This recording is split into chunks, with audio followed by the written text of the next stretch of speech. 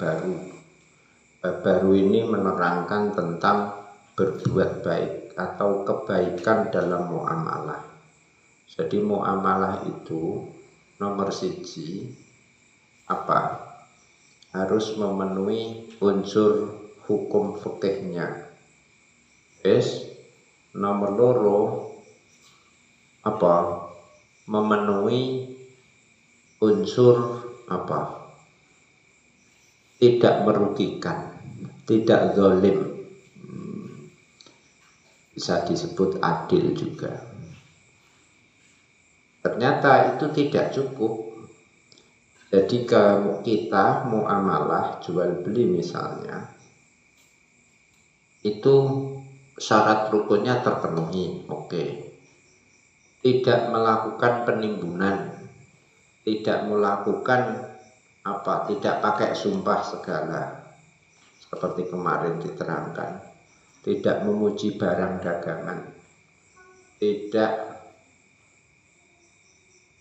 yang lain-lain kemarin itu, pokoknya tidak ada yang merugikan orang lain. Itu baru namanya adil, belum ihsan.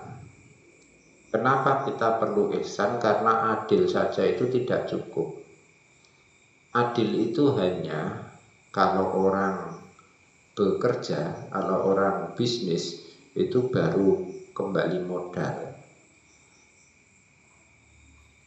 Nah, untungnya dari mana? Laba diperoleh dari mana? Laba atau untung ya dari ihsan. Jadi misalnya saya kulak beli HP harga 1 juta, saya jual 1 juta, ya hanya kembali modal, belum dapat untung. Ya kalau belum dapat untung, emang niat saya apa? Main-main apa? Ya mesti ini golekannya untung. Ini untuk keuntungan dunia. Jadi orang yang waras itu tidak akan cukup ketika transaksi keuntungan dunia, transaksi ketika jual beli hanya kembali modal. Itu wong waras gak gelem, tidak mungkin orang waras hanya cukup dapat mengembalikan modal. Begitu juga untuk keuntungan akhirat, untuk amal akhirat. Itu ya wong waras tidak cukup hanya kembali modal saja. Ya harus dapat keuntungan di akhirat. Nah, keuntungan di akhirat itulah yang diperoleh melalui ihsan. Jadi orang beragama itu tidak cukup hanya adil, tidak cukup hanya dengan menghindarkan kezaliman. Kezaliman kemarin diterangkan ada yang kezaliman dampaknya meluas di masyarakat, ada yang dampaknya hanya pelakunya saja. Nah, tidak cukup hanya menghindari dan terus apa? Ya harus ditambahkan dengan ihsan. Nah, ihsanlah ini yang bisa mendapatkan laba atau keuntungan. Wa ahsin kama ahsanallahu ilaika.